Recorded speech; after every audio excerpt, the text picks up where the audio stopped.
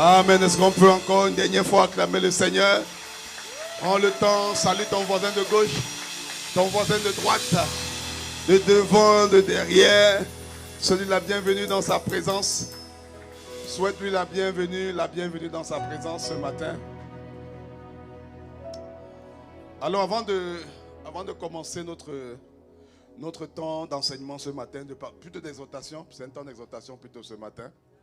Nous allons, voilà, il y a une annonce importante que je vais faire. Voilà, déjà je veux rendre grâce à Dieu pour la dynamique de la chambre haute vraiment que nous avons eue cette semaine. Voilà, vraiment. En tout cas, pour moi qui revenais de vacances, pour moi qui étais allé ailleurs, voilà, j'étais pas en vacances, mais j'étais pas là.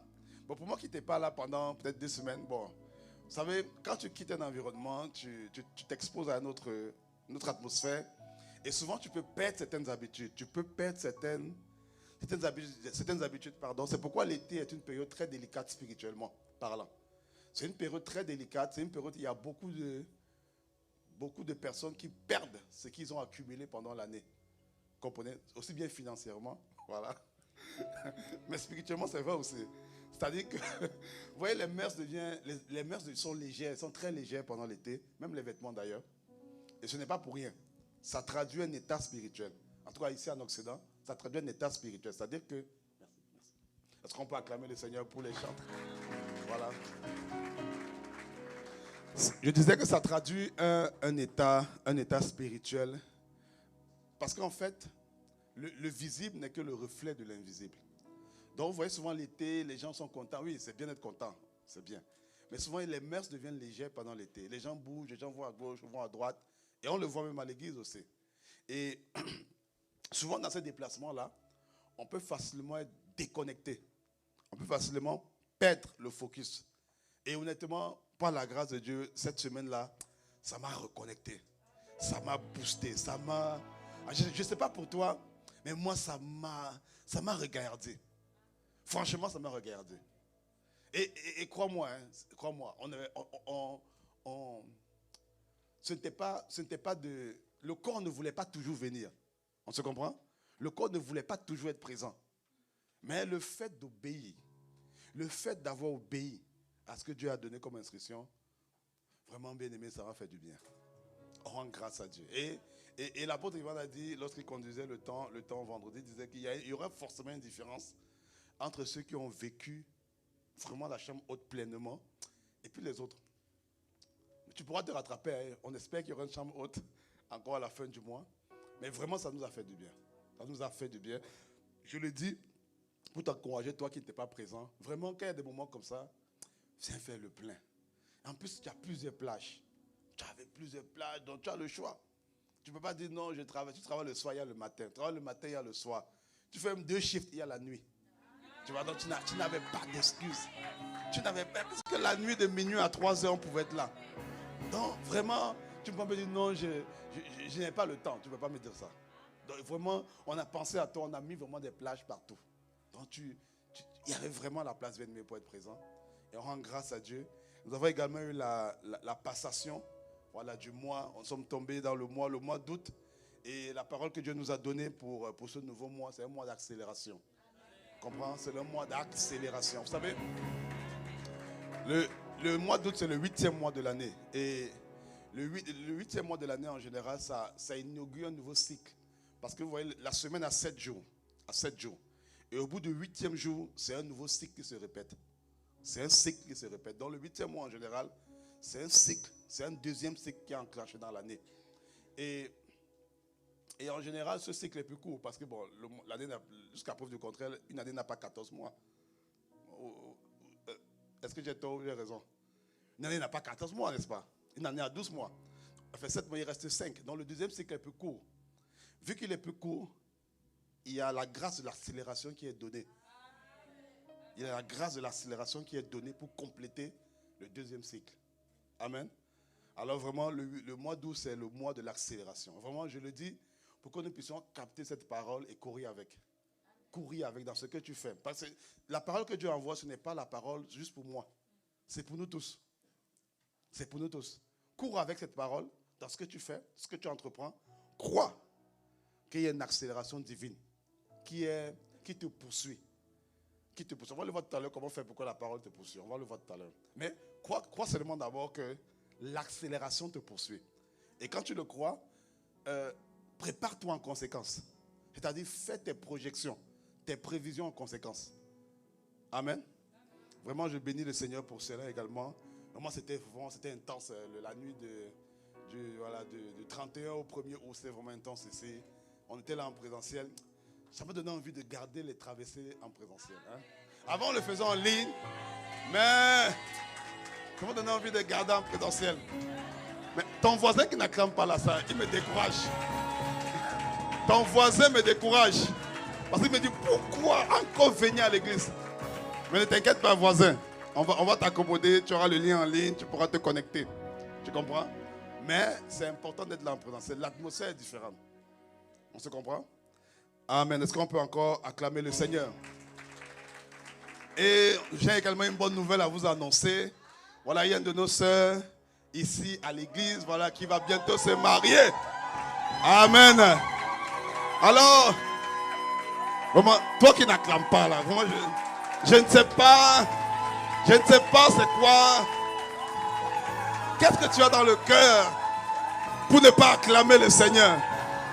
La Bible dit de se réjouir avec ceux qui se réjouissent. Donc, il faut se réjouir. On se comprend? Quelqu'un a dit récemment que si Dieu est chez ton voisin, c'est qu'il est dans le quartier. Tu comprends? Ça veut dire que si ton voisin expérimente cette dimension de faveur, je veux dire que Dieu est dans ton quartier déjà. Donc ton tour arrive. Amen. Alors je vais appeler notre sœur Merveille ici. On va prier pour elle. Ah, tu peux te mettre là. Voilà. On va prier pour elle. On va rendre grâce à Dieu. Voilà, son bien-aimé n'est pas présent. Il n'est pas présent ce matin. Et voilà, elle va se marier du côté de Québec dans 20 jours maintenant. Dans 20 jours. Donc si vous la voyez et qu'il y a désormais une bague sur sa main, ce n'est pas pour faire joli. C'est le signe d'une alliance.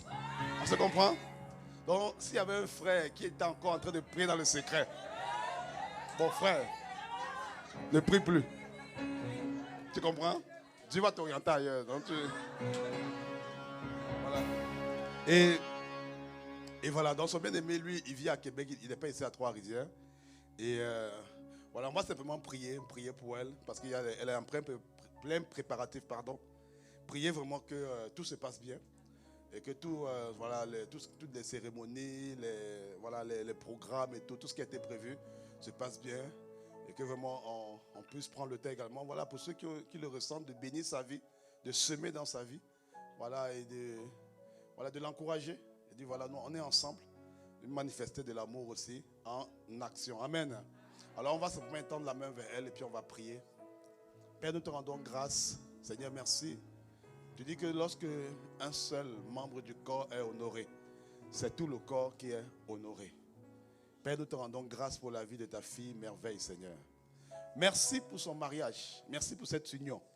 Seigneur, merci, Seigneur, de ce que ta main est sur eux. Ta main est sur eux. Ta main est sur ce mariage, sur les familles. Ta main est sur cette maison.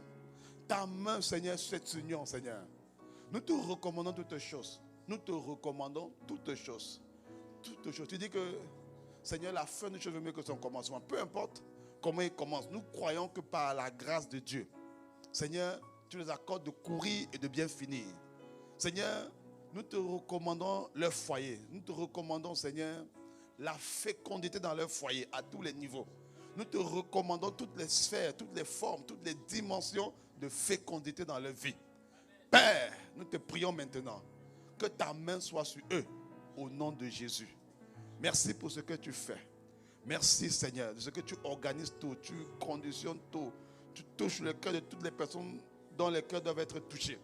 Tu arranges toutes choses Seigneur et nous te bénissons de ce que nous nous réjouissons avec elle. Nous nous réjouissons avec elle. Ce n'est pas au-delà du mariage. Nous voulons te rendre grâce Seigneur pour sa vie, son parcours. Quand tu l'as conduite dans cette église, Seigneur, nous l'avons vue. Et nous savons par quoi elle est passée. Père, nous te rendons grâce de ce que tu t'es montré fidèle jusqu'à présent. Alors, Seigneur, nous croyons que ta fidélité se perpétue dans sa vie. Ta fidélité se perpétue, continue dans sa vie. Nous te rendons grâce et nous te bénissons pour cela. Reçois l'honneur, les mérites, les acclamations.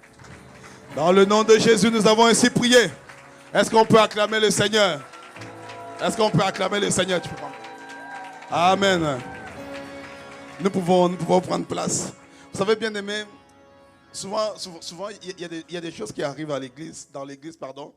Bon, peut-être pour certains, bon, c'est juste un événement lambda. Mais pour nous, ce n'est pas souvent des événements lambda, même si ça semble banal. Vous voyez? Et parce qu'il y a toujours une histoire derrière. Il y a une histoire derrière. Il y a une histoire et... En tout cas, elle m'a demandé à rendre son témoignage. Elle aura l'occasion de le faire. Probablement en début septembre, elle va le faire. Mais vraiment, il y a toute une histoire derrière. Et quand on dit soirée de diplômés ou soirée de collation de grade, au-delà de la collation de grade, on veut rendre grâce à Dieu pour un parcours. Parce que ces bien-aimés-là viennent de quelque part, ils ont fait un parcours avec Dieu. Et c'est ce parcours-là qu'on veut bénir. Amen. Vous savez, à l'époque d'Abraham, il y avait plusieurs personnes qui avaient des enfants. Abraham n'était pas le premier homme à avoir les enfants sur la terre. Mais la manière, le parcours qu'il a mené à avoir son enfant Isaac, c'est ça qu'on célèbre. Amen. C'est ça qui fait qu'Abraham est appelé le père de la foi. C'est ça qui fait qu'on rend grâce à Dieu. C'est le parcours. Et vraiment, au-delà, bon, il n'est pas permis ici de donner certains détails, mais chacun donnera son témoignage en temps et en heure. Amen. Alors vraiment, la soirée de collation de grade, je convoque tous les étudiants. Tous les étudiants soyez là. Ce n'est pas pour les finissants seulement. C'est surtout, c'est pourquoi on l'a fait à la rentrée. L'année passée, on l'avait fait à la fin d'année. Voilà, mais on a trouvé que cette année, c'est pertinent de le faire en début d'année. Parce que ça va aider toutes les personnes qui sont encore aux études en ce moment. Parce qu'il y a une grâce lorsqu'on écoute le témoignage, les personnes rendent grâce, le parcours qu'ils ont eu. Le parcours qu'ils ont eu, ça va aider les autres. Donc la soirée, là, c'est quoi? C'est le vendredi 5, je pense. 5 septembre. En tout cas, premier vendredi du mois de septembre. Voilà. Et puis, il y aura une passation de témoins. Parce qu'il faut que le parcours de nos aînés puisse inspirer les générations qui viennent. Amen. C'est pourquoi l'apôtre Paul dit, nous tous qui sommes entourés d'une nuée de témoins, courons. En fait, les témoins qui sont là, ils nous enseignent. Leur vie nous enseigne. Leur vie nous challenge, nous encourage. Et nous voulons vraiment, nous avons tenu à le faire cette année, en début d'année, afin de donner un coup de boost à un étudiant, à une étudiante qui se pose des questions, qui est inquiet, qui passe par des moments. Vraiment, je bénis Dieu parce que vraiment, je me sens, j'ai la position d'une, très souvent j'ai la position d'une sage-femme. Vous savez c'est quoi une sage-femme? Bon, en tout cas, les personnes qui aident à accoucher. Vous voyez? Et lorsque les gens viennent souvent me rencontrer, on parle. Souvent, ils viennent dans des situations, souvent c'est compliqué, mais tu accompagnes, tu pries pour la personne. Et quand l'enfant arrive, tu es content. Tu dis, ça valait la peine. Et puis tu es fier, tu les vois se déployer à gauche, se déployer à droite. Vraiment, cette soirée-là, je ne sais pas si je vais venir parce que je serai trop ému peut-être, mais je vais faire l'effort d'être là, voilà, parce qu'il faut que je sois là.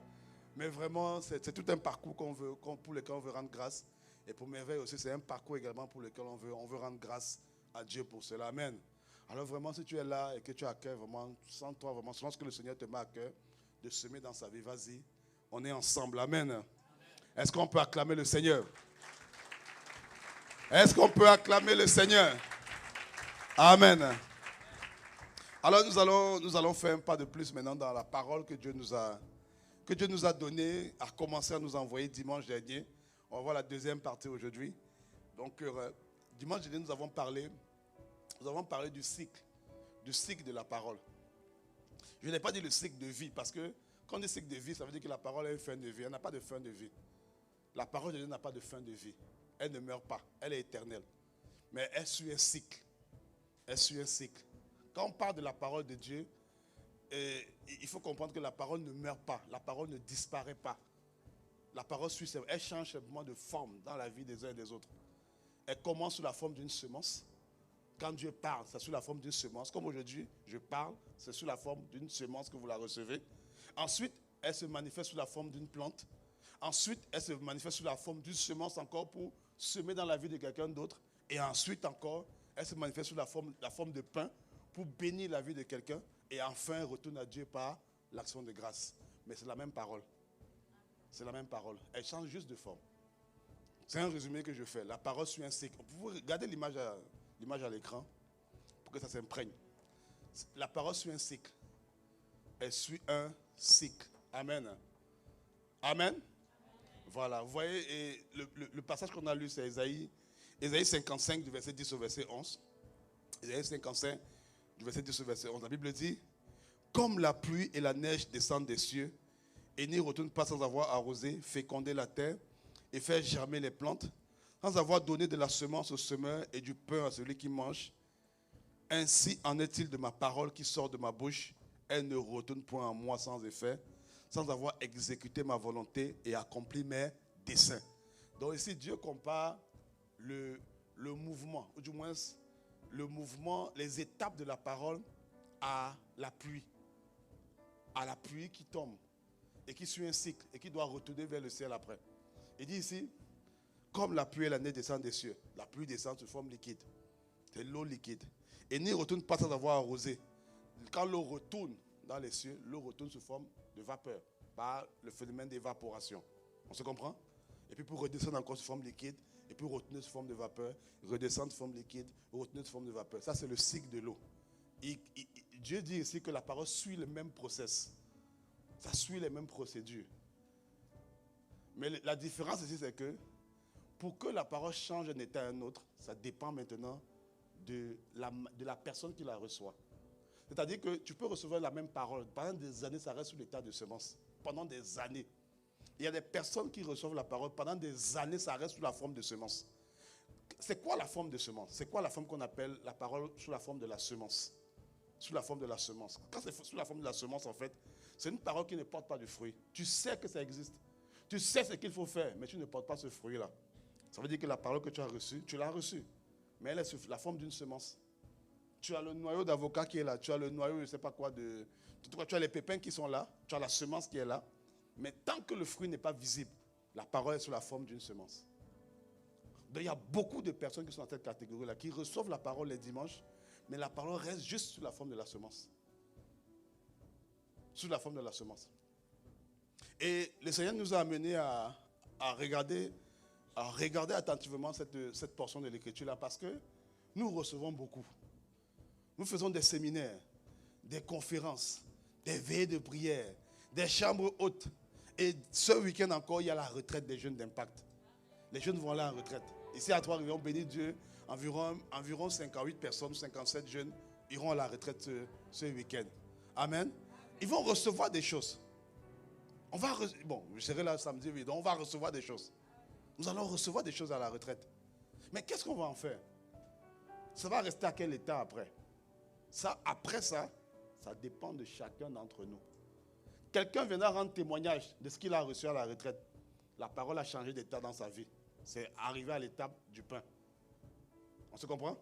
Quelqu'un va recevoir, j'ai reçu, on dit ok, un mois après, qu'est-ce que ça a produit? Non, moi je suis là, ça n'a pas encore produit. Ok, mais c'est toujours à l'étape de la semence. Si ça ne produit rien, c'est que c'est la semence. Une parole que tu entends et qui ne produit rien, elle est restée juste à l'état de la semence. On se comprend? Mais ce n'est pas la volonté de Dieu que ça reste à l'état de la semence. La volonté de Dieu, c'est que ça devienne. Il dit ici, sans avoir arrosé, il faut que ça arrose, féconde. Ensuite de ça, ça fasse germer des plantes. Ensuite de ça, ça donne de la semence. Ensuite de ça, ça donne du pain. Voilà ce que Dieu veut. Il faut que ça arrose, ça féconde. Il faut que ça donne la semence. Il faut que ça donne du pain. C'est ça les étapes que Dieu veut que sa parole suive quand elle est relâchée. C'est ça les étapes. Et c'est un rappel de ce qu'on a dit dimanche dernier. Et on s'est intéressé dimanche dernier à la première chose. Lorsque Dieu a parlé, on tombe systématiquement dans l'étape de la fécondation. Systématiquement. Dans l'étape fécondation, ça veut dire arroser et féconder. Ésaïe 55 au verset 10. Au verset 10, il dit, sans avoir arrosé, féconder la terre. Donc quand Dieu parle, on tombe à cette étape-là tout de suite. Donc quand je vais finir le culte aujourd'hui, tous autant que nous sommes, la parole va tomber à cette étape dans chaque cœur qui est ici présent. Systématiquement. C'est systématique. C'est systématique. Et dimanche dernier, on s'est intéressé de savoir quelles sont les choses qui empêchent que la parole féconde nos cœurs. Parce qu'il faut passer à l'étape suivante où la parole commence à devenir une plante. C'est-à-dire qu'on commence à voir les fruits visibles. On commence à voir les effets visibles. On commence à voir les effets tangibles de la parole. Pour passer à l'autre étape, ça prend un certain conditionnement. Et dimanche dernier, on a commencé à voir les choses qui empêchent la parole de féconder nos cœurs. On a vu des obstacles qui empêchent la parole de féconder nos cœurs. On a regardé la parabole du semeur. La parabole du semeur dans Matthieu chapitre 13. Voilà, Matthieu chapitre 13 à partir, voilà, vous pouvez lire tout le chapitre, mais l'explication est donnée à partir du verset 18, Matthieu 13, 18. Vous pouvez l'afficher s'il vous plaît. Matthieu 13, 18, où Jésus donne l'explication de la parabole du semeur. Non, à partir du verset 18 s'il vous plaît. Matthieu 13, 18. Il dit, vous donc, écoutez ce que signifie la parabole du semeur. La suite. Lorsqu'un homme écoute la parole du royaume, il ne la comprend pas. Le malin vient et enlève ce qui a été semé dans son cœur. Vous voyez ici? Semer. Il dit semer. Ça veut dire qu'il reconnaît lui-même que la parole sort. Il dit que la parole sort sous la forme de semence. La parole sort sous la forme. Lorsque nous écoutons la parole, c'est toujours sous la forme de semence. Pendant la chambre haute là, on était là. On a reçu les paroles. C'est une semence. On a reçu des semences. On a reçu des semences. Il dit, le malin enlève ce qui a été semé dans son cœur. Ensuite, cet homme est celui qui a reçu la semence le long du chemin. Le long du chemin. Celui qui a reçu la semence dans les endroits pierreux, c'est celui qui entend la parole et la reçoit aussitôt avec joie. Mais, il n'a pas de racine en lui-même. Il manque de persistance. Et dès que survienne une tribulation ou une persécution à cause de la parole, il y trouve une occasion de chute. La Bible, d'autres versions parlent d'un homme, l'homme d'un moment, l'homme d'un instant. Il a reçu la parole. Hurrah! Gloire à Dieu. Il saute. Il dit Amen. Mais après, il n'arrive pas à manifester le fruit. C'est ce qu'on appelle l'homme d'un moment. L'homme d'un moment. On se comprend? Ça va? Ok. La suite. Celui qui a reçu la semence parmi les épines, c'est celui qui entend la parole, mais en qui les soucis du siècle et la séduction des richesses étouffent cette parole et la rendent infructueuse. Et enfin, celui qui a reçu la semence dans la bonne terre, c'est celui qui entend la parole et la comprend. Il porte du fruit, un grain en donne 100, un autre 60 et un autre 30. Amen. Amen. Amen. Voilà. Donc il dit ici que parmi les ennemis qui s'opposent à ce que la parole ensemence nos cœurs, c'est-à-dire la parole féconde nos cœurs, 1, le fait de ne pas comprendre ce qui est dit. 2, le manque de racines. 3, les soucis de ce siècle. 4, l'attrait trompeur des richesses. Ce sont les 4 ennemis qui empêchent la semence de féconder nos cœurs, la parole de pénétrer nos cœurs. En fait, quand on va sortir ici, ce sont ces 4 formes d'adversité-là que chacun d'entre nous aura à affronter avec ce qui vient d'être dit. Tout le monde va affronter ces 4-là. Soit, le premier, c'est l'adversité qu'on appelle l'incompréhension. Il faut comprendre la parole. C'est ce que je disais dimanche. C'est un rappel de ce que j'ai dit dimanche dernier. Il faut comprendre les Écritures. Et si le mot comprendre, c'est le grec souniemi, ça veut dire que ça doit faire du sens dans ta tête. Si ce que je dis là ne fait pas de sens, ne pars pas chez toi, je t'en supplie. Ne pars pas, ne dis pas non, je suis trop occupé. Non, viens me voir, je serai à la porte. Dis-moi, je n'ai pas compris ça. Je vais t'expliquer. Du moins, je vais t'expliquer davantage. Mais ne pars pas sans comprendre la parole. Parce qu'une parole que tu ne comprends pas, on va te la voler. Il dit ici, ne la comprend pas. Matthieu 13, mettez le verset 19. Il dit, quelqu'un entend la parole, il ne la comprend pas, le malin vient, il vole. Il vole la semence. Oui, lorsqu'un homme écoute la parole du royaume, il ne la comprend pas. Il ne la comprend pas. Le malin vient, enlève. Quand il n'y a pas de compréhension, c'est sûr qu'on va enlever. Il faut que ça fasse du sens. Il faut que ça fasse du sens. Il faut que ça fasse du sens. Même si ça te fait mal. Comprendre ne veut pas dire que tu aimes ça. On se comprend? Je peux comprendre quelque chose, mais je n'aime pas ça. Je peux comprendre, mais je n'aime pas. Je peux comprendre quelque chose, mais je n'aime pas. On ne demande pas si tu aimes ça, si ça satisfait tes émotions. Non. Au moins, comprends d'abord. Comprends d'abord. Je t'en supplie, comprends d'abord. Comprends ce qui est dit. Essaye de comprendre. Et si tu comprends ce que tu as compris, note-le. Note-le. Prends des notes. Prends quelque chose, mais consigne-le. Parce que la suite des étapes dépend de ça d'abord. Mais il faut que tu la comprennes. Il faut que tu la comprennes. Lorsqu'on te parle, on te dit par exemple que il faut apprendre à prendre le fardeau de Dieu. Est-ce que tu as compris ce que ça signifie? Prendre le fardeau, ça veut dire quoi? Est-ce que tu as compris? Je ne dis pas que ça ne te fait peut-être pas plaisir, peut-être, mais est-ce que tu as compris? Lorsqu'on dit par exemple qu'il faut chercher le Dieu des choses et non chercher les choses, mais est-ce que tu as compris? Est-ce que tu as compris? Il faut que tu comprennes d'abord. Maintenant, la faisabilité, oui, ça va venir, mais ça commence d'abord par la compréhension. Lorsqu'on te dit qu'il n'y a pas de cohabitation de la lumière et les ténèbres, est-ce que tu as compris? Que tu es enfant de Dieu, tu ne dois pas te mélanger avec n'importe qui. On ne dit pas d'ostraciser les gens, non, c'est pas ce qu'on dit. On ne dit pas d'être marginal, c'est pas ce qu'on dit. Voilà, de marcher seul, non, c'est pas ce qu'on dit. Mais ce qu'on te dit ici, c'est que, en fait, on parle surtout de l'union. On parle surtout des relations. Est-ce que tu as compris que tu ne peux pas véritablement être en fusion avec quelqu'un qui ne partage pas les mêmes valeurs que toi?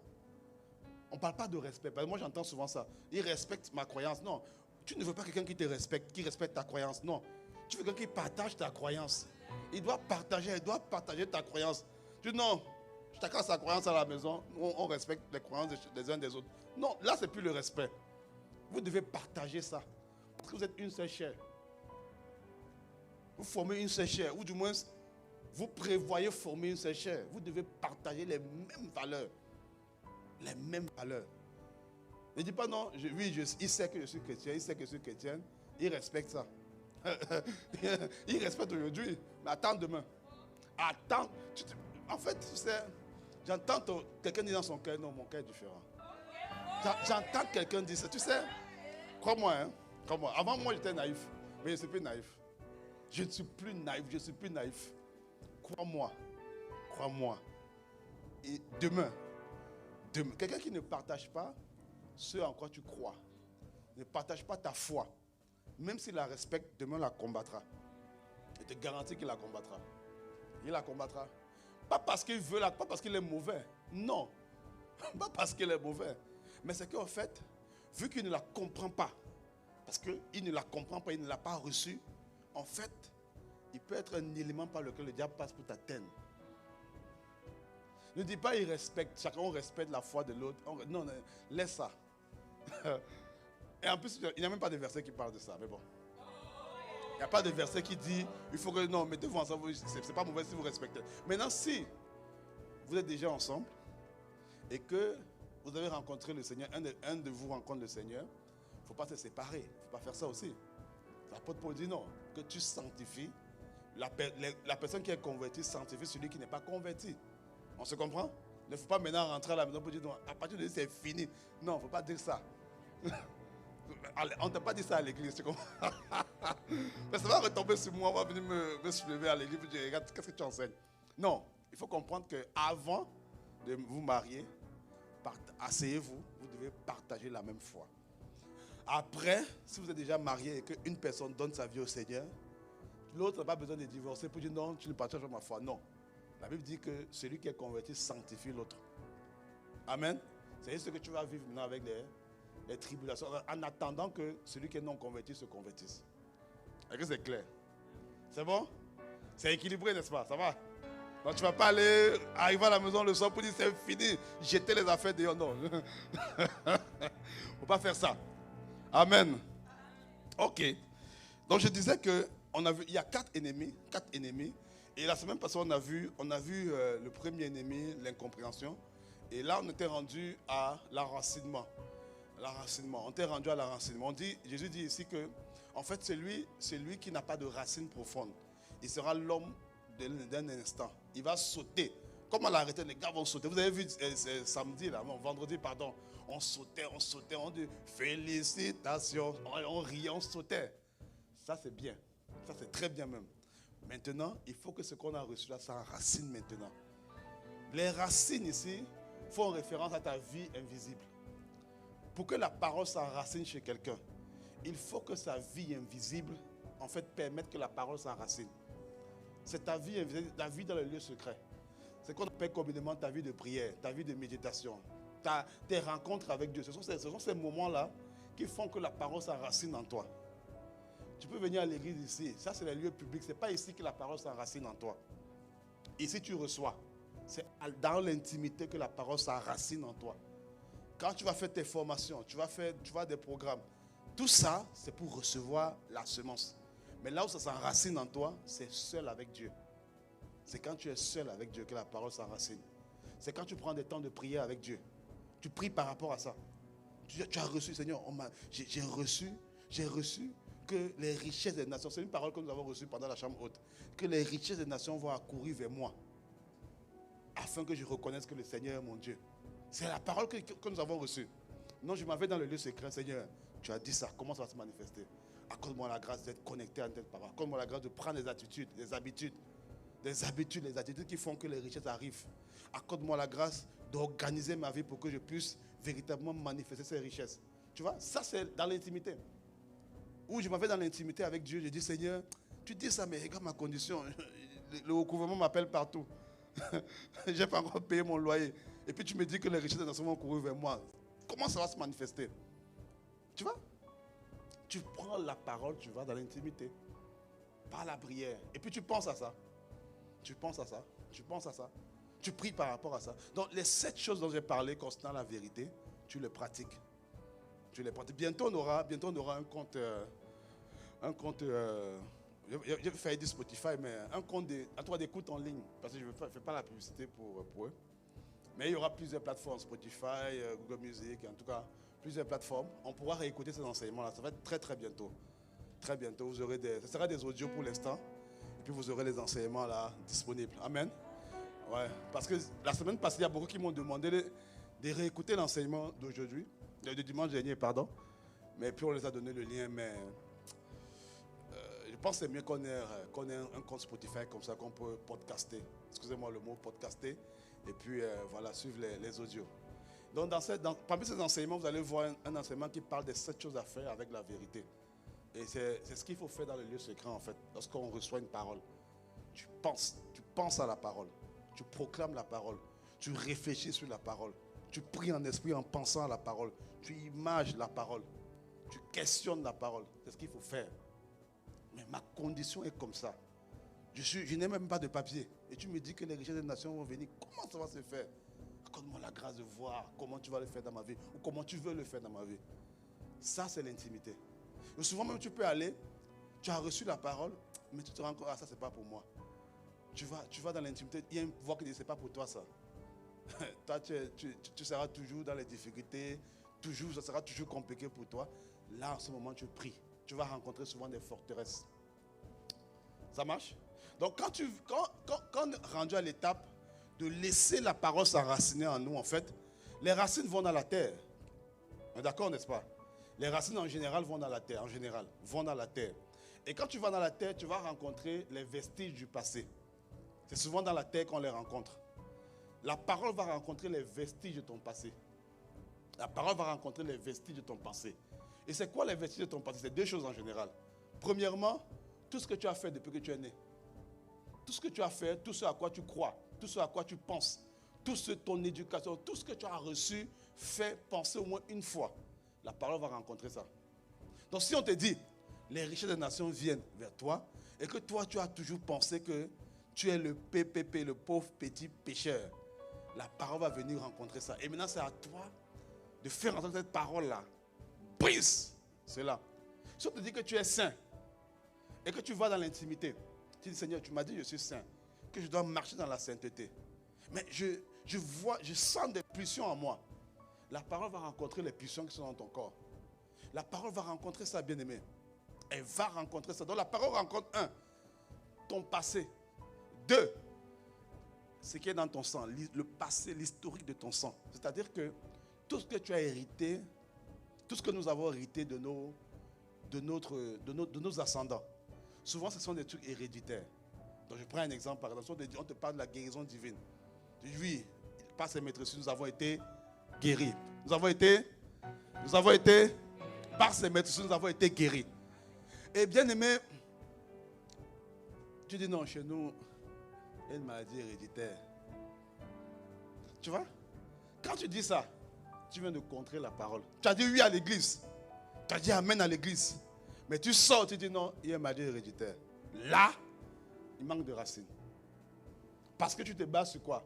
Mon père a eu ça, mon grand-père a eu ça, mon arrière-grand-père ou ma soeur. On a tous eu ça chez nous. Chez nous, le diabète c'est héréditaire et c'est que je suis à risque. Quand tu commences à dire ça, quand tu commences à penser à ça, tu es en train d'annuler, sans le savoir, tu ne laisses pas la parole s'enraciner en toi. Si tu commences à dire, oui, je dois marcher dans la société, mais mon cas est spécial. J'aime trop les frères ou les sœurs. J'aime bien. J'aime les rapports. Tu dis ça. Tu viens d'annuler la parole qu'il a envoyée. Il ne faut pas dire ça. Il faut être conscient de ça. Mais il ne faut plus le proclamer. Ne le proclame plus. Proclame la vérité. Mais sache que la vérité que tu proclames, elle va te faire rencontrer ces choses qui sont à l'intérieur de toi. Ton passé. Si hier tu as commis des fautes, tu as commis des erreurs hier, tu as eu à faire des manquements, on te dit non, aujourd'hui, ils sont déjà tout payés. La culpabilité va venir te voir. Tu te dis, mais comment le sang de Jésus peut enlever ça? C'est trop grave ce que tu as fait. C'est trop grave. Ce que tu as fait est trop grave. Non, le sang, c'est trop facile. C'est trop facile. Là, la justification, on t'a donné la parole de justification par le sang de Jésus. Et puis ton passé vient te dire, non, tu ne mérites pas ça. Tu ne mérites pas ça. Mon point, c'est de dire quoi, mon frère? C'est que sois conscient que tu dois confondre ton passé. Je dois confondre mon passé. Je dois confondre le passé qui est dans mon sang. Je dois confondre ces choses-là. Je ne dois pas prendre pour acquis que non, c'est fini, je prends mon café et puis j'avance. Non! Je dois confondre ces choses-là. Si tu viens d'une famille où tu as été dans un environnement où il y a eu beaucoup de divorces, quand tu te maries, on dit non, voilà, le pasteur bénit, voilà, je bénis ton mariage, tu vas de gloire en gloire, tu prospères. Ce mariage arrive jusqu'au bout. Toi, tu vas aller avec la peur. Mais sache que cette parole que tu as reçue là, ramène-la, confonde-la, parle à ton passé. Dis jamais, je décrète et je proclame. Mon histoire est différente, je suis attaché à Christ. Parce que quand tu donnes ta vie au Seigneur, mon frère, tu donnes ta vie au Seigneur, ma soeur, en fait, ton passé est changé. Ton passé est changé. Ton passé est transformé. Ton passé est transformé. Remarquez bien quelque chose, bien aimé. Regardez une plante. Quand tu coupes en général le dessus de la plante finit par repousser. Tant que tu n'arraches pas les racines, ou tant que tu ne coupes pas les racines, la plante va continuer à pousser. Elle continue à pousser. Moi, ça m'arrive souvent de tondre la pelouse à la maison. Et souvent, il y a des plantes vraiment récalcitrantes. Quand je tonds la pelouse, je coupe déjà, c'est fini, c'est beau aujourd'hui. Mais tu vas voir que les mauvaises herbes grandissent toujours plus vite que les herbes normales. Je dis, mais quel est ce phénomène-là? C'est que je ne veux pas grandir plus vite. Jusqu'au jour où j'ai vu mon voisin, lui, il ne coupait pas comme moi. Lui, quand il voyait les mauvaises herbes, il prenait des gants et puis il arrachait. Il arrache, il déracine ça et puis il jette. Parce qu'il sait que s'il coupe comme moi je fais là, ça va repousser. Je l'ai observé la dernière fois, il dit, je vais faire ça la prochaine fois. C'est ce que je vais faire. C'est ce que je vais faire. Parce qu'en fait, tant que tu ne coupes pas la racine de quelque chose, la chose va finir par pousser. C'est pourquoi en fait, le plus important, c'est que la parole s'enracine en toi. Parce que quand elle est enracinée en toi, tant qu'elle est enracinée en toi, quels que soient les événements qui viennent pour couper ce qui sort de toi, tant qu'il y a les racines, ça va prospérer. Ne t'inquiète pas. Si le principe de la richesse est enraciné en toi, même si demain tu perds tout, même si on dit demain, écoute, conflit avec les États-Unis, voilà, les droits de douane ont augmenté et puis on vit la moitié de la compagnie. Si tu as les fondements de la richesse en toi, tu vas te relever. Tu vas te relever. Même si on te prend aujourd'hui, on te jette dans n'importe quel pays, tu ne parles ni la langue, tu ne fais rien. Si tu as les fondements de la prospérité financière, les principes, tu vas prospérer. Tu vas prospérer. C'est pour ça que vous allez voir il y a une certaine tribu, il y a une certaine catégorie de population, les Juifs par exemple, quels que soient les pays où ils sont, on les reconnaît tous comme étant des personnes prospères. Pourquoi? Parce qu'ils ont les fondements, les principes de la richesse sont en eux. C'est en eux. Donc, qu'ils soient n'importe où dans le monde, ils prospèrent. Ils prospèrent financièrement, je veux dire. Ils prospèrent.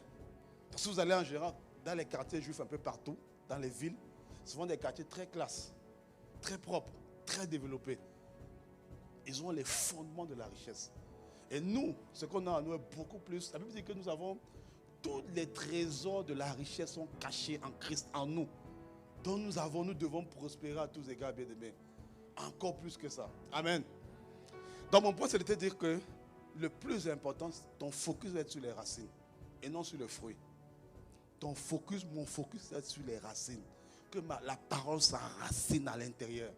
Ton focus ne doit pas être sur l'extérieur d'abord, mais d'abord sur l'intérieur.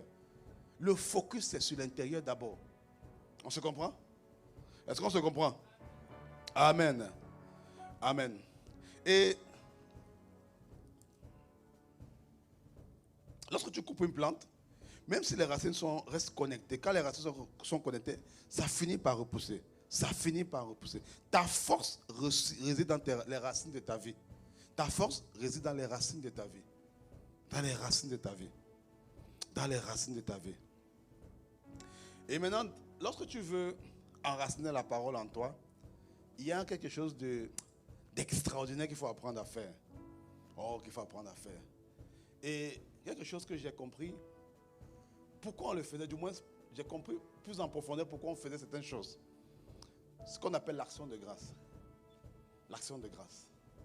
Hébreux chapitre 13 au verset 15. La version seconde 21. La Bible dit, par lui, offrons sans cesse à Dieu un sacrifice de louange, c'est-à-dire le fruit des lèvres qui confesse son nom. Sacrifice de louange, ça veut dire également action de grâce. Amen. Philippiens 4, 6, version parole vivante. Version parole vivante. N'entretenez aucun souci en toute situation. Exposez vos besoins et vos souhaits à Dieu en lui faisant connaître dans vos prières. Intercédez avec confiance et sérieux. Exposez vos requêtes avec précision, sans oublier d'exprimer aussi votre reconnaissance. D'autres versions disent, ne vous inquiétez de rien, mais en toute chose faites connaître vos besoins par des prières, des supplications et des actions de grâce. L'action de grâce, lorsque tu veux enraciner la parole en toi, l'action de grâce est quelque chose dont tu ne peux pas te priver.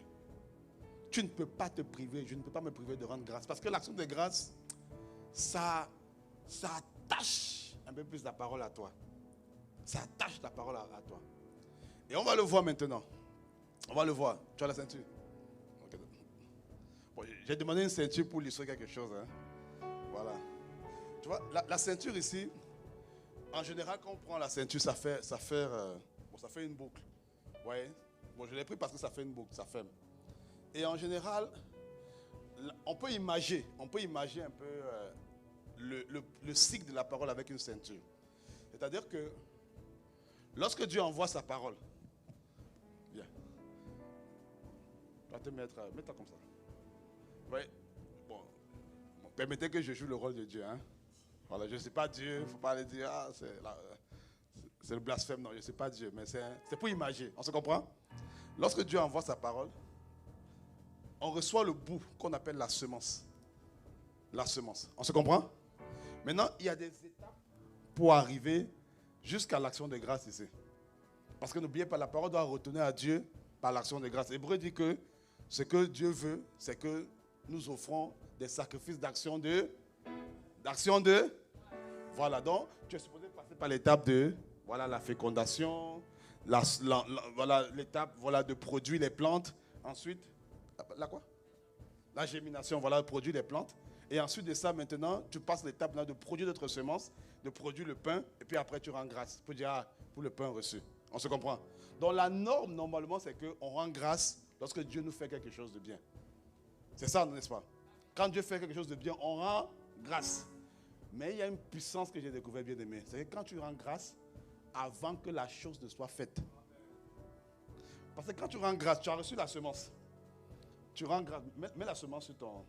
Mets-la ici, sur ton... Comme si tu vois là. Voilà, c'est ça. Tu as reçu la semence, n'est-ce pas? Et que à l'instant T, tu n'as pas encore vu la chose. Tu n'as pas encore vu la chose. Mais tu commences à rendre grâce. Qu'est-ce qui va se passer? Voilà, fais passer la semence rapidement. Donc, normalement, c'est une étape qui... quand tu rends grâce, qu'est-ce que tu fais? Tu connectes le début du processus à la fin du processus en un instant. Alors que la chose ne s'est pas encore pratiquée. Et quand tu fais ça, la boucle est fermée. Et quand la boucle est fermée maintenant, la parole est attachée à toi. Partout où tu passes, c'est attaché. Ça te tire. Pourquoi? Parce que tu as rendu grâce. L'action de grâce, avant de voir la chose, attache la parole sur toi. Ça serre la parole sur toi. Ça serre. Ça comme, en fait, tu reçois la semence, mais le ciel regarde. Il dit, ok, il ne vit pas ce pourquoi la parole est envoyée déjà. Mais il rend grâce. Pourquoi? C'est un acte de foi. Donc ça serre la parole sur toi. Donc tu as rejoint les deux éléments du cycle en un instant. Ce qui fait que c'est comme si le ciel contraint ta vie. Parce que ça devient comme une ceinture. N'oubliez pas que la ceinture a pour rôle de contraindre. Le ciel contraint ta vie à rendre grâce, ou du moins à manifester ce pourquoi tu as rendu grâce. C'est comme si ta vie devient attachée à ce à quoi tu as rendu grâce. C'est pourquoi, lorsque souvent vous voyez les gens, on prêche, on donne une parole. Il faut toujours qu'il y ait des paniers ici devant. Il faut qu'il y ait toujours l'opportunité à quelqu'un de connecter à l'instant T à la semence qu'il vient de recevoir. Parce qu'au début, je me disais, mais pourquoi on a de telles habitudes?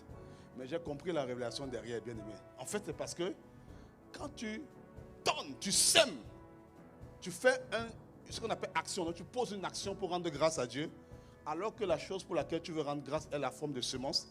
Tu attaches ta vie à ce pourquoi tu viens de rendre grâce. Et c'est pour ça que l'apôtre Ivan dit souvent, connectons à cette parole que vous venez de recevoir. Parce que quand tu le fais, pourtant tu n'as pas encore vécu. On dit c'est fini, tu sors, ta vie est changée, ok. Tu as dit c'est moi, tu as dit amen, gloire à Dieu. Tu vois? Mais quand tu poses une action, un acte pour rendre grâce à l'instant T, c'est comme si en fait ta vie devient attachée. Donc tu as fermé le cycle, mais pourtant tu n'as pas encore vécu le pain. Tu n'as pas encore reçu le pain. Tu n'as pas encore reçu la semence. Tu n'as pas encore vu la plante. Tu n'as pas encore reçu la fécondation. Mais toi, par la foi, qu'est-ce que tu fais? Tu connectes. Tu connectes. Parce que tu es convaincu que la semence là, c'est impossible qu'elle ne produise pas le but pour lequel elle a été relâchée. C'est ce qui se passe. C'est pourquoi, je peux t'asseoir. C'est pourquoi l'action de grâce est puissante. L'action de grâce te permet d'enraciner la parole. Ça fait, ça attache la parole sur toi. Et j'ai observé l'attitude d'Abraham. Abraham, entre le moment où Dieu l'a parlé et le moment où il a eu l'enfant, il a eu 25 ans. Mais la Bible dit qu'il ne se décourageait pas. Qu'est-ce qu'il faisait? Il rendait grâce à Dieu. Il donnait continuellement gloire à Dieu. L'action de grâce, pas d'attendre avant de voir, non. L'action de grâce, quand tu poses un acte pour rendre grâce à Dieu, avant que la chose ne se produise, en fait, c'est comme si il y a une capacité surnaturelle que tu as, une force que Dieu te donne. C'est comme si le ciel dit, ok, il y a un déséquilibre. La norme, c'est que on rende grâce par rapport à quelque chose. Dans Lévitique chapitre 7, la Bible nous parle des sacrifices d'action de grâce. Les sacrifices d'action de grâce. Donc, quand quelqu'un veut venir merci à Dieu pour quelque chose qu'il a fait, Dieu donne la procédure. Mais, quand tu dis merci à Dieu, ou tu poses un acte pour dire merci à Dieu, avant que Dieu ne l'ait fait, tu marches par la foi. Il y a comme une puissance qui est relâchée à l'instant T. À l'instant T. C'est quelque chose que je ne comprenais pas bien aimé. Alors j'ai demandé, bon, là ils ont mis ça là, mais on va trouver une autre façon. Parce que bon, si tout le monde doit venir chaque fois au culte, ça peut être dérangeant. Comprenez? Donc on va mettre, je vais demander qu'on mette des sortes de pochettes sur chaque chaise. Pour que si quelqu'un veut rendre grâce à Dieu, il veut connecter à une parole, à l'instant T, il pourra le faire à l'instant T. Il ne va pas attendre le temps d'offrande. Il ne faut pas attendre le temps d'offrande. Dès que tu as reçu la semence, tu l'as compris, tu veux connecter à elle, vas-y. L'opportunité t'est donnée. Sème, connecte. Parce que quand tu le fais, en fait, tu es en train d'attacher ta vie, tu es en train de serrer ta vie. Vous voyez l'image de la ceinture, hein? C'est comme ta vie se serre à ce à quoi tu viens de connecter. Ouais. Et quand tu le fais, tu es différent de quelqu'un qui attend de voir les choses avant de rendre grâce. Parce que celui qui attend les choses attend de voir les choses avant de rendre grâce, ce qu'il fait est bien. Il est dans la dimension de la volonté de Dieu qu'on appelle la volonté bonne. Parce que vous savez qu'il y a 3 niveaux. Ce qui est bon, agréable et parfait. Amen. Mais celui qui rend grâce avant de voir les choses est dans la dimension qu'on appelle agréable. Il est au-dessus. Il est au-dessus. Pourquoi? Parce que, en fait, il ne marche pas à la foi. Il se comporte comme s'il avait reçu quelque chose qu'il n'a pas encore reçu. C'est pourquoi Jésus dit, tout ce que vous demandez, faites comme si vous l'avez reçu. C'est pourquoi l'apôtre Paul Philippiens chapitre 4 verset 6, il dit, ne vous inquiétez de rien. Mais en toute chose, faites connaître vos besoins par des prières, des supplications et des... Parce que l'action de grâce ferme tout. Ça ferme la boucle. L'action de grâce, c'est ce qui te rend agréable. Ça te rend agréable à Dieu. Ça te rend agréable. L'action de grâce, quand tu veux enraciner une parole à toi, rends grâce. Quand le doute vient, tu sens le doute en toi, tu sens les oppositions en toi, rends grâce à Dieu. Parce que quand tu le fais, je t'assure, je ne le comprenais pas. Du moins pas comme je le comprends maintenant. Quand tu rends grâce, il y a quelque chose de surnaturel qui se passe. En fait, ce pourquoi tu as rendu grâce là, ça change de forme. Ça change même de constituant. Regardez la Sainte Seine. Qu'est-ce qui se passe? On l'a entendu tout à l'heure. On rend grâce. Et le pain n'est plus le pain, mon gars. Lorsqu'on prend la Sainte Seine, qu'est-ce qu'on fait? On prend le pain, on prend le vin et on rend grâce. C'est ce que Jésus a fait, n'est-ce pas? Jésus a fait ça avec les disciples. Et nous, quand on le fait, qu'est-ce qui se passe? Le pain n'est plus le pain.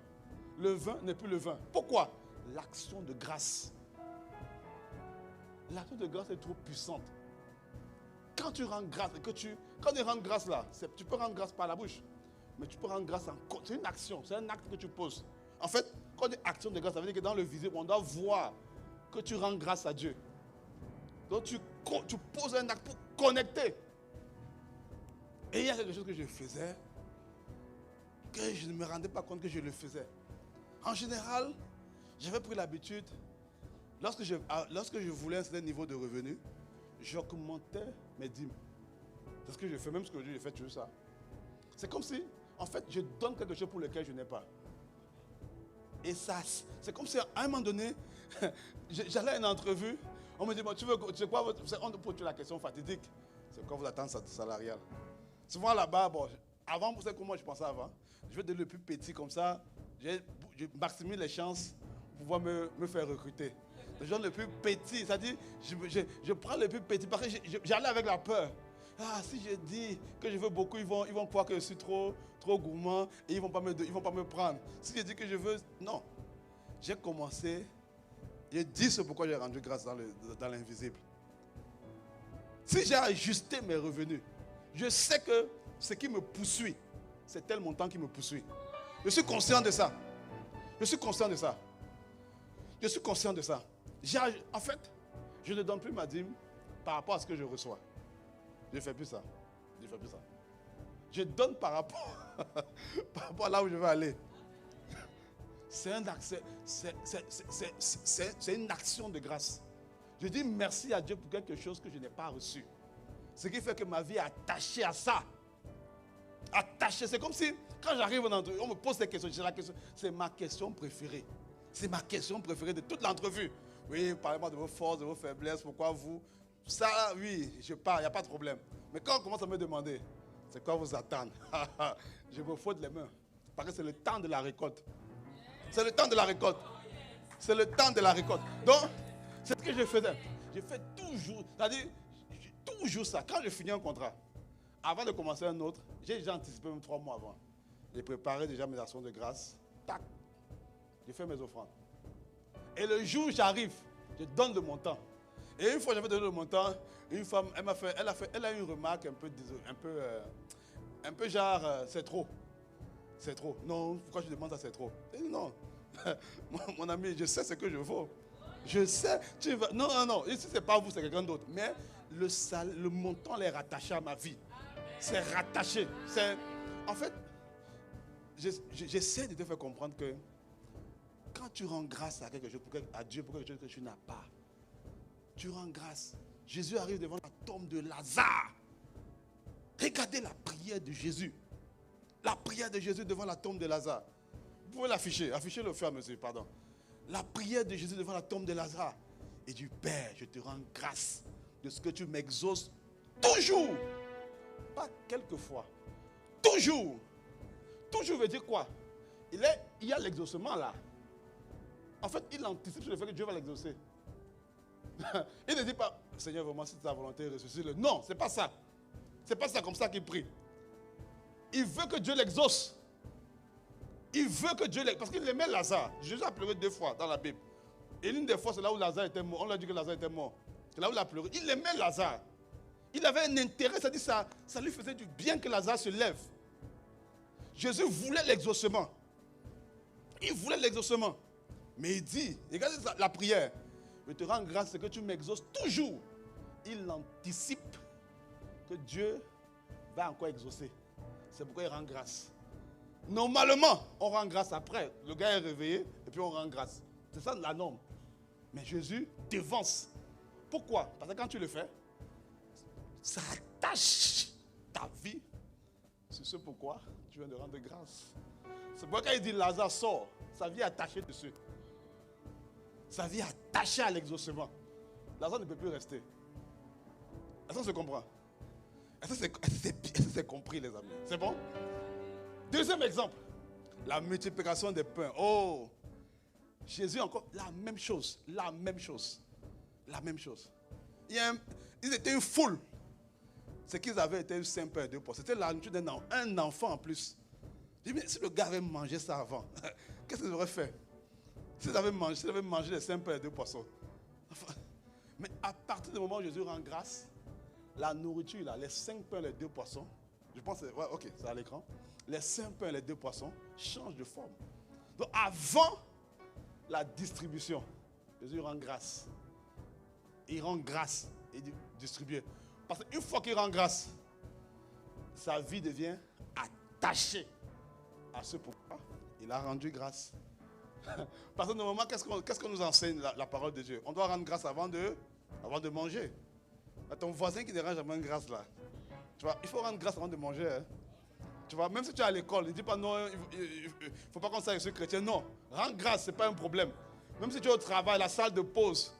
Tu vois, les gars, non, voilà, la laïcité. Non, c'est pas, la laïcité, c'est pas, non. Tu rends grâce à Dieu. On ne va pas te tuer. Tu rends grâce, Seigneur, je te rends grâce, merci. Il faut qu'on sache que tu as prié. Bon, tu ne fais pas pour ça, hein, mais c'est important. C'est important de savoir, d'affirmer ta chrétienté. Il ne faut pas être un agent secret. Amen. Non, il faut être clair. Donc ici, en fait, il rend grâce. Parce qu'en fait, il rend grâce comme si tout le monde devait manger. Et Dieu, c'est le temps de manger, on rend grâce. Parce qu'une fois qu'il fait ça, il sait que tout le monde va manger. Parce que sa vie est attachée à ce à quoi il vient de rendre grâce. Il vient de rendre grâce.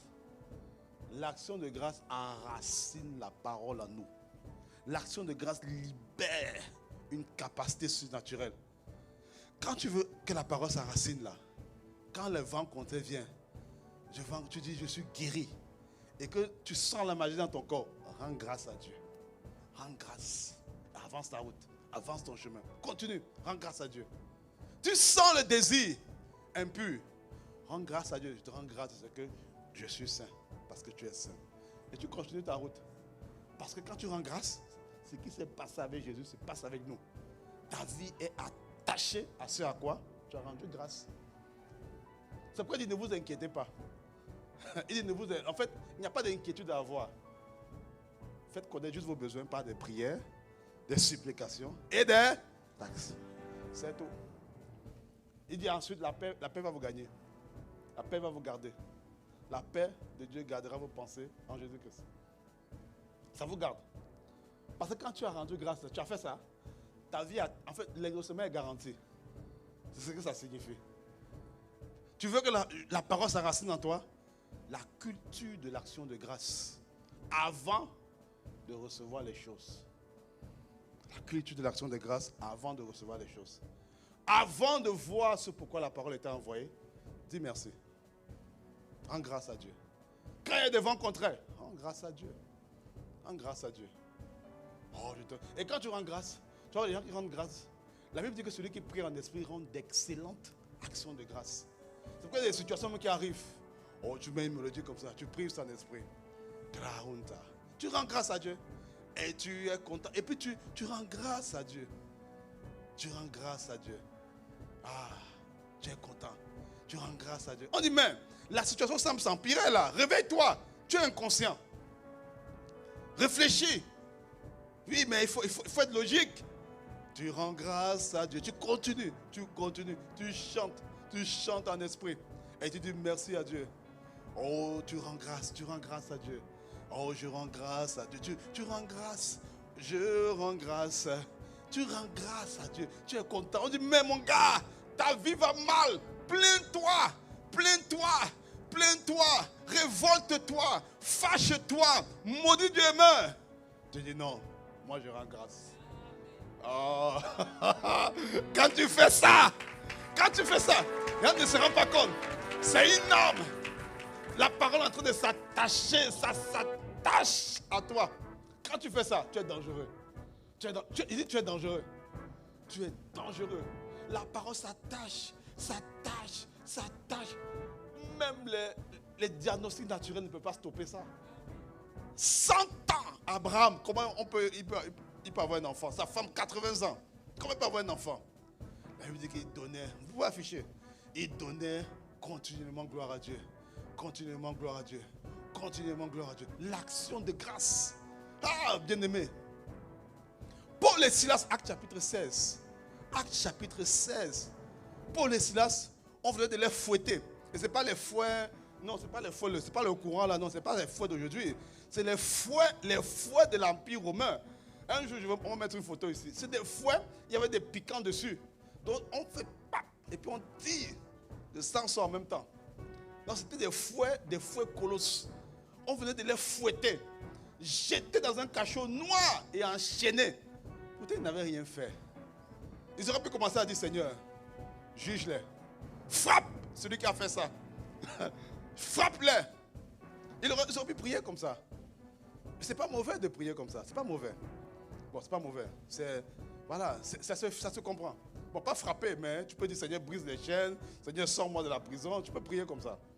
Mais ils n'ont pas fait ça. Ils ont activé quelque chose qui est supérieur à ça. La Bible dit que vers le milieu de la nuit. Voilà, roué de coups, j'étais en prison en recommandant aux gardiens de les surveiller de près. La suite. C'est ce qui s'est passé avec Paul et Silas. La suite.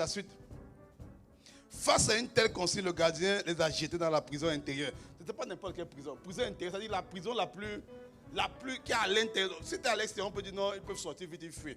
On les a mis dans un endroit où les gars ne pouvaient pas fuir.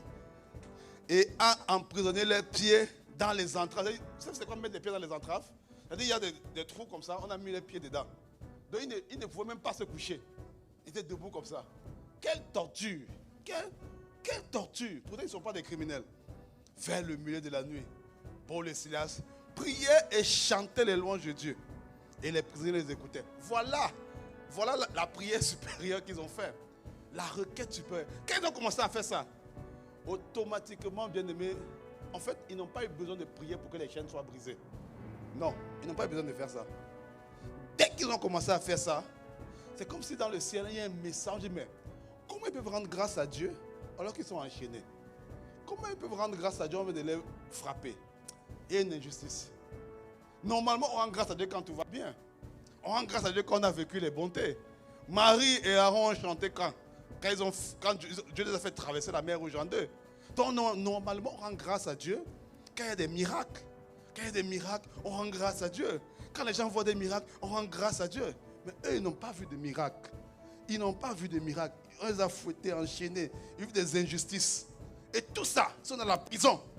Mais les gars rendent grâce. Le Seigneur dit non, il y a un désordre. On va rétablir l'ordre. Directement, Dieu dépêche les anges. Allez, descendez. Réglez ça. L'action de grâce provoque quelque chose. C'est ça que je veux te dire. L'action de grâce crée quelque chose. Ça crée quelque chose. Rends grâce. Souvent même tu n'as pas besoin de prier.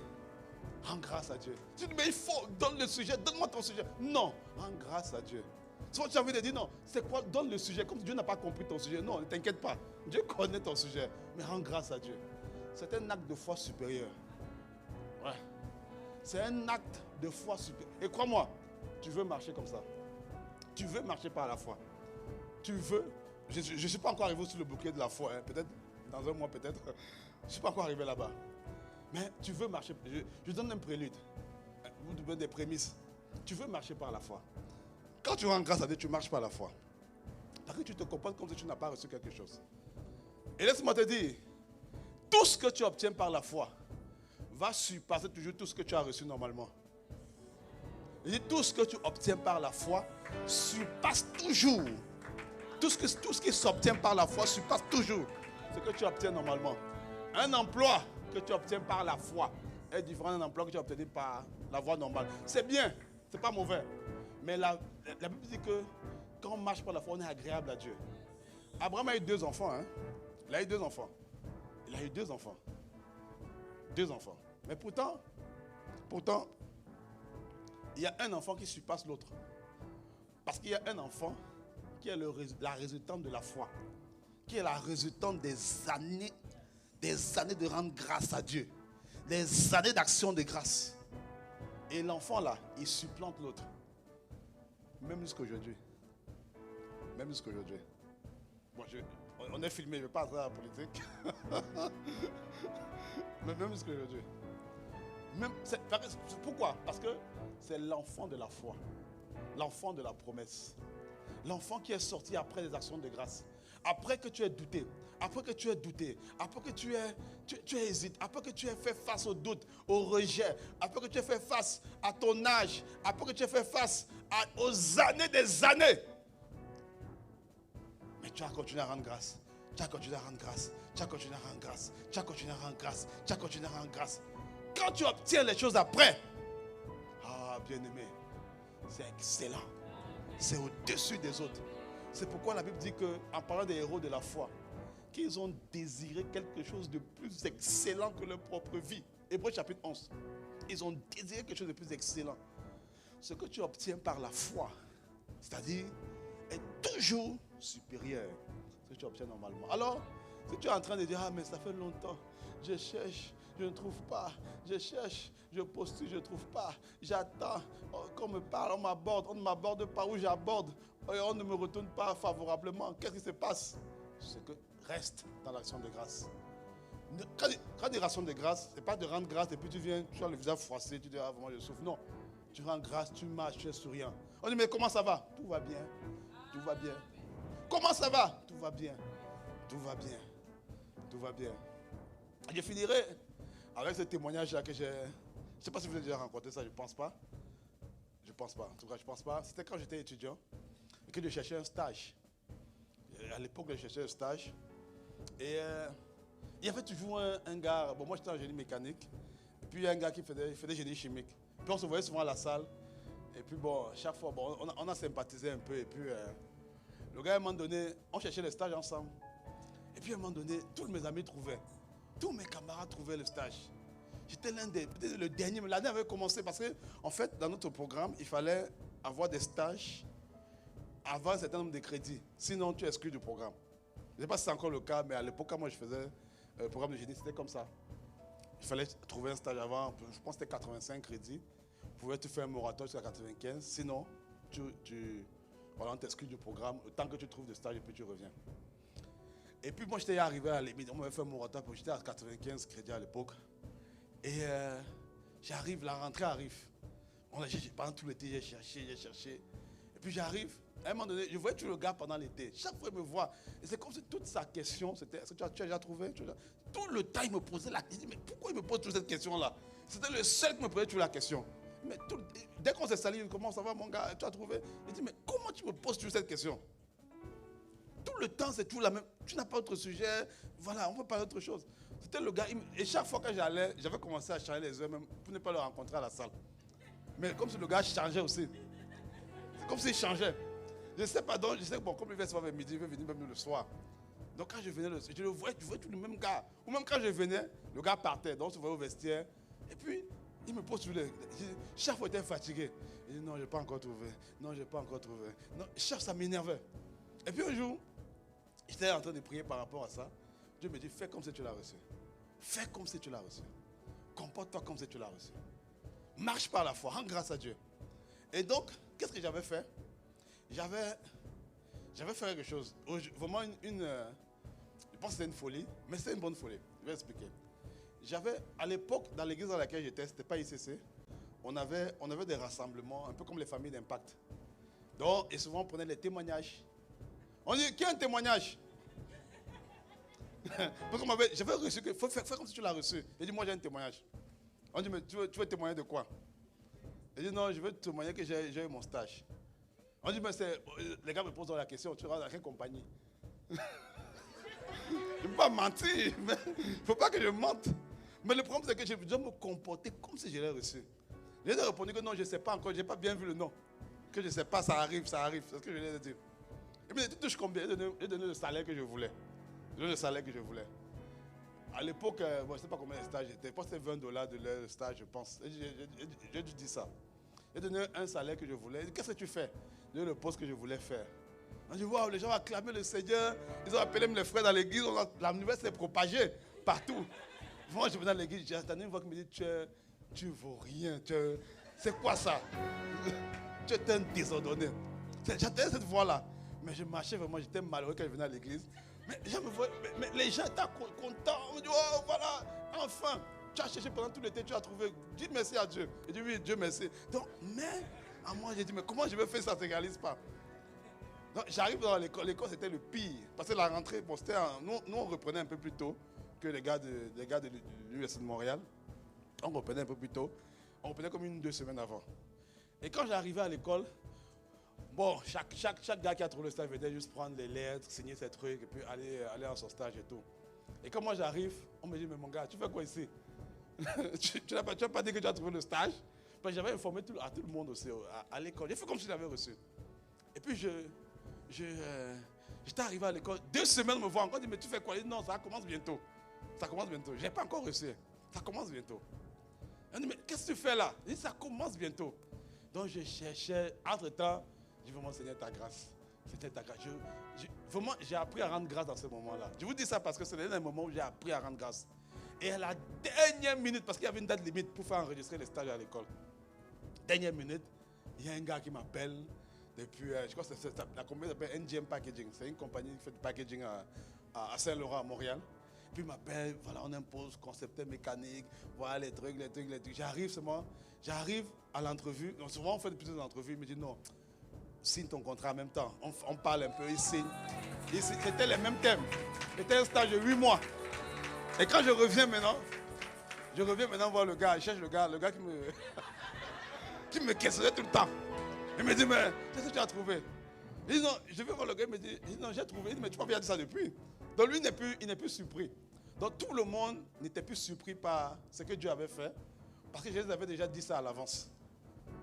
Donc moi, j'étais heureux. On dit, mais comment tu es heureux maintenant? Alors qu'on sait ça depuis au moins un mois, quand même, il n'y a rien d'extraordinaire dans ça.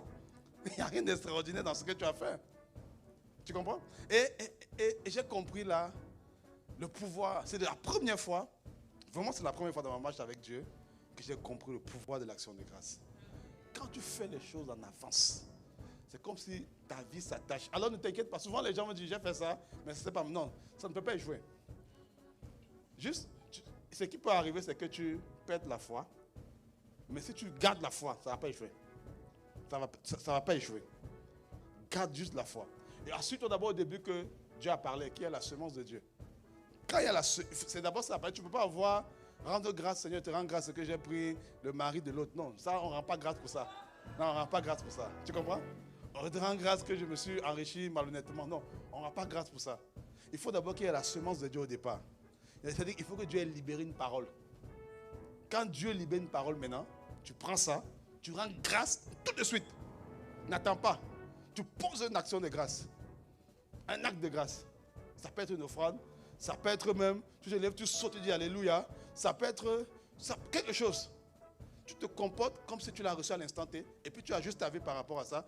Dans le secret maintenant, tu tombes dans l'action de grâce. Seigneur te rend grâce. Si tu fais ça, tu vas recevoir tout genre de paroles contradictoires. Tout genre de paroles pour te décourager. Rends grâce à Dieu. Rends grâce à Dieu. Quand tu le fais, tu vas enraciner là. Tu vas te rendre compte que c'est depuis ce moment-là que ma vie de foi vraiment a commencé avec Dieu. C'est comme si la vie par la foi est devenue comme, j'aime ça. J'ai appris à aimer la vie par la foi à partir de ce moment-là. À partir de ce moment-là. Tu rends grâce à Dieu. Tu ne sais pas. Et depuis, j'ai appris à être calme, à être serein. Que rien ne va m'arriver de mal.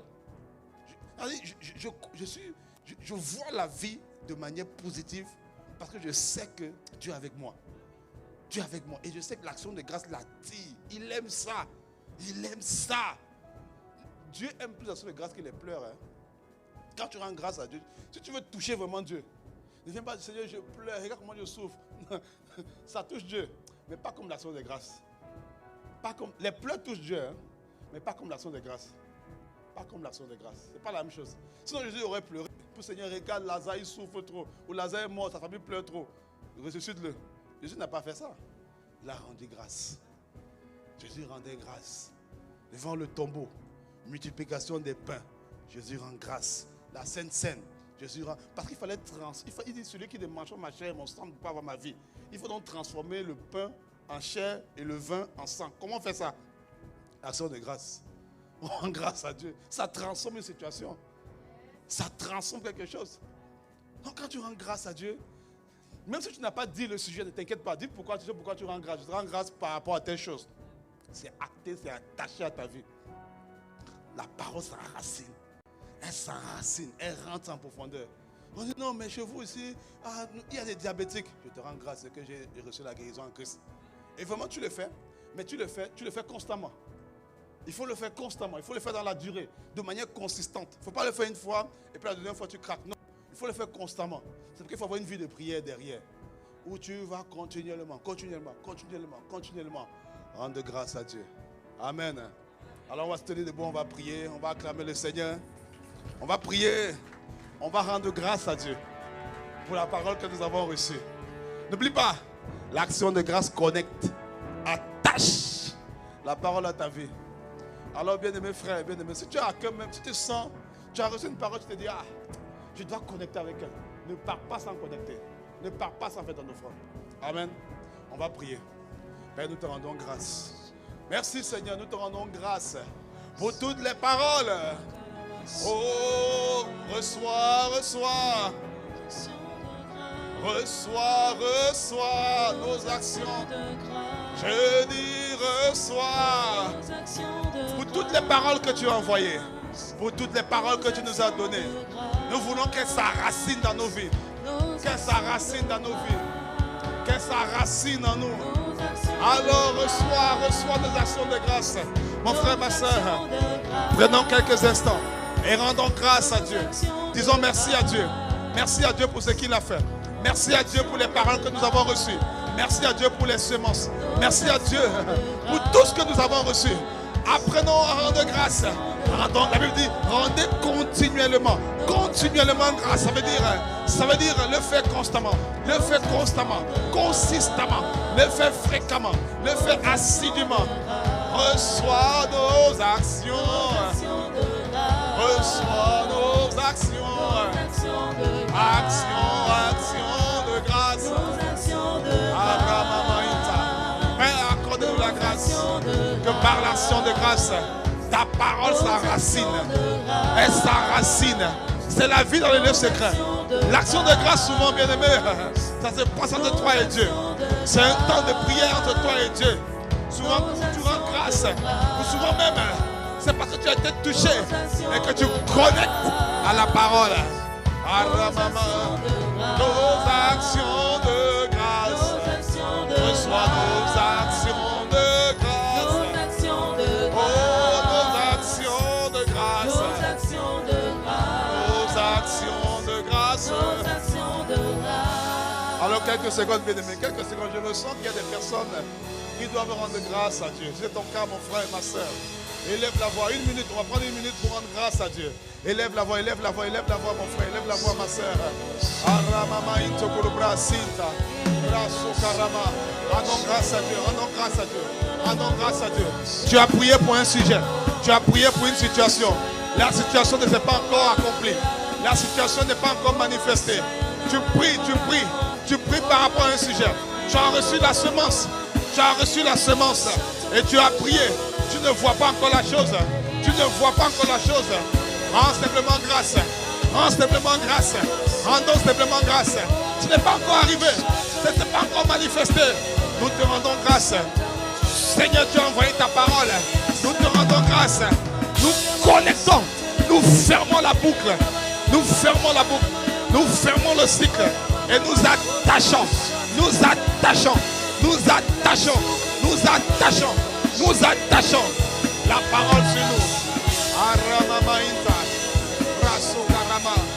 Nous te rendons grâce pour la parole que tu as envoyée à ton église. Tu as dit que le plus petit d'entre vous sera des milliers. Nous te rendons grâce pour cela. Nous attachons cette parole à ton église. Oh, reçois.